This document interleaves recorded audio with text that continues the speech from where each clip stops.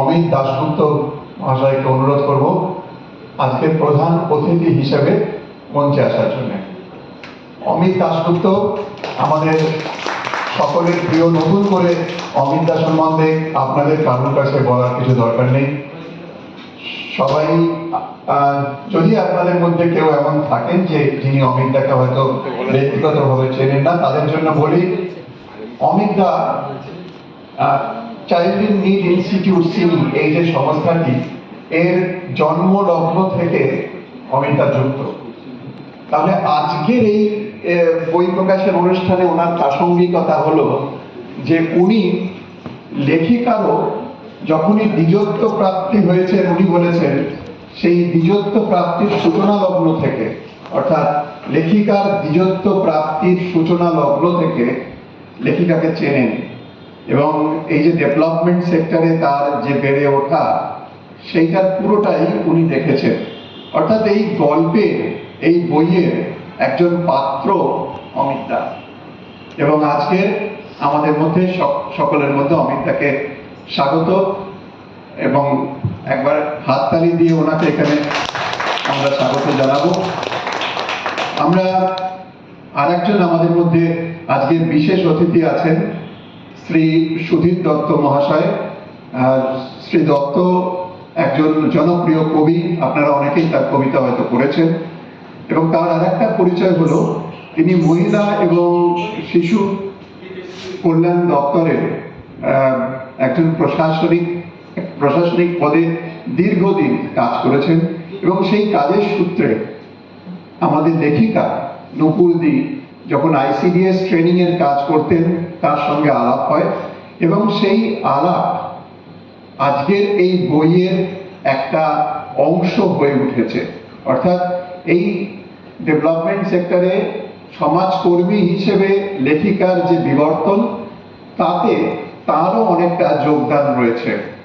তাই আজকের আমাদের এই ছোট্ট অনুষ্ঠানে বিশেষ সম্মানীয় অতিথি হিসেবে আমরা শ্রী সুধীর দত্ত মহাশয়কে অনুরোধ করব মঞ্চে আসার জন্য।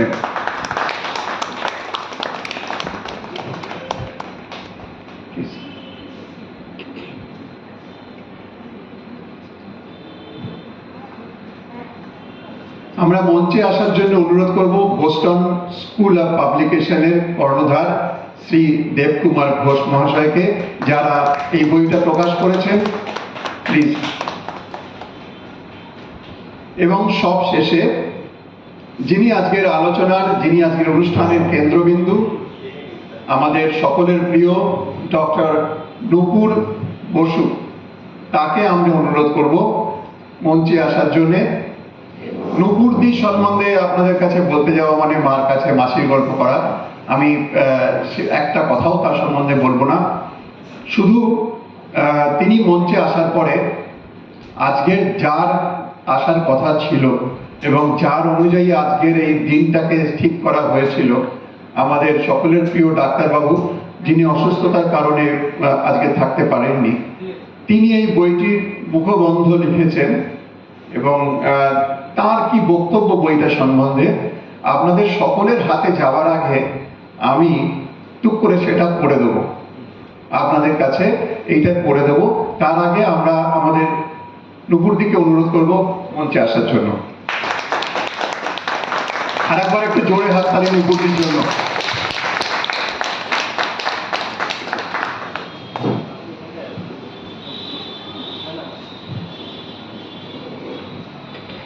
প্রিয়াংশী কোথায়?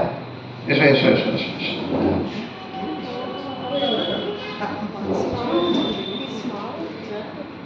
আমাদের আজকের বিশেষ অতিথি প্রিয়াংশী আমাদের আজকের অমিতটাকে বরণ করে নেবেন, আমাদের আজকের অতিথিকে বরণ করে নেবে ফুল দিয়ে।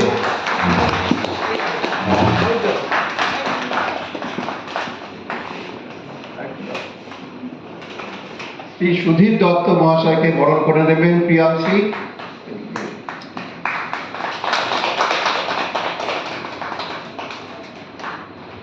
দেবকুমার বাবু আমাদের প্রকাশককে বরণ করে নেবেন এবং আমাদের সবার প্রিয় নুপুর দিকে বরণ করে নেবে আজকের প্রিয়াংশী।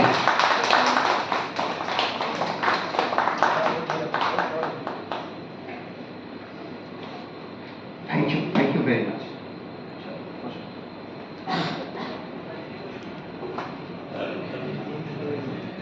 অনুষ্ঠান শুরুর আগে আমি যেটা বললাম যে ডাক্তারবাবু অর্থাৎ ডক্টর সমীর চৌধুরী বইটার মুখবন্ধ লিখেছেন, সেটা একটু আপনাদের পড়ে শোনাবো।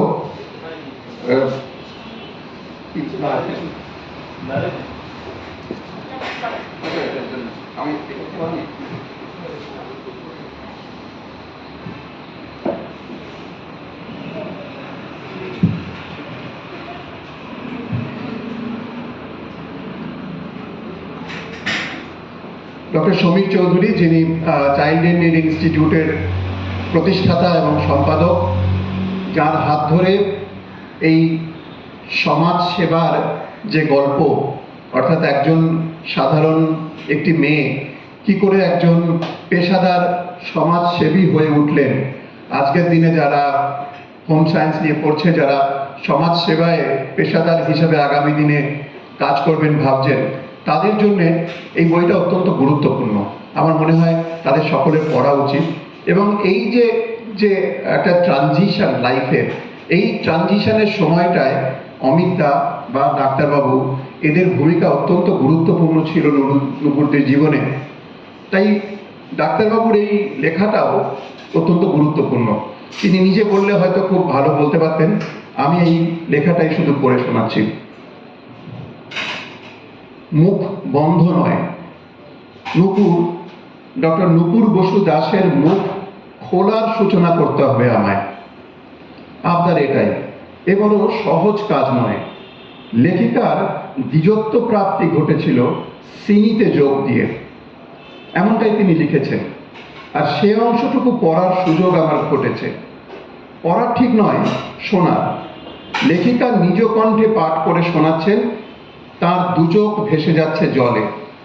আমরা শ্রোতারাও ভেসে চলেছি সেই তিনটে দশক ধরে শহর আর শহরতলির কত প্রান্তবাসী মানুষের ঝুপড়িতে, পথে, বাড়ির দাওয়ায়, কত বৃহস্পতিবারের ক্লিনিকে, হাসপাতালের ট্রেনিং সেন্টারে, সিনি চেতনা রিসোর্স সেন্টারে স্বাস্থ্যকর্মীদের সাথে তার অফুরান গল্পের প্রবাহে। গত 5 দশক ধরে সিনির এই পথ চলা আসলে বহু শত কর্মীর পথ চলার যোগফল।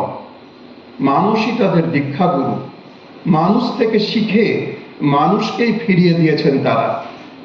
নিজেরা ঋদ্ধ হয়েছেন, সাথে সাথে সমৃদ্ধ করতে চেয়েছেন প্রান্তিক মানুষদের জীবনযাত্রার মান।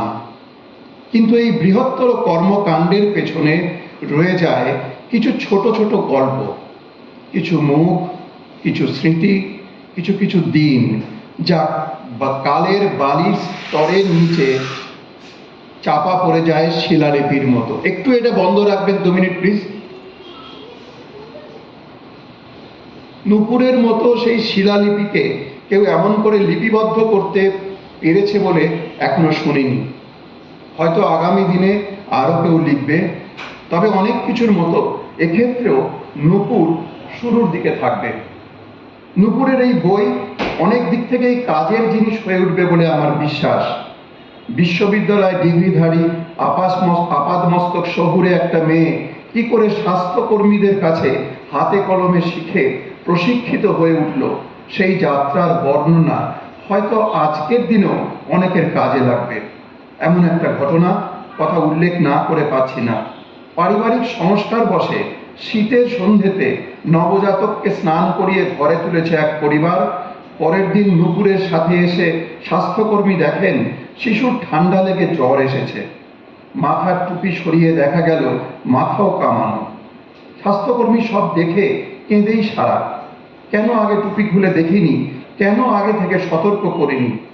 কান্নাতেই শেষ নয়, সাথে সাথে মহল্লার গর্ভবতী মাদের ডেকে শুরু হলো নবজাতকদের রক্ষণাবেক্ষণের ট্রেনিং।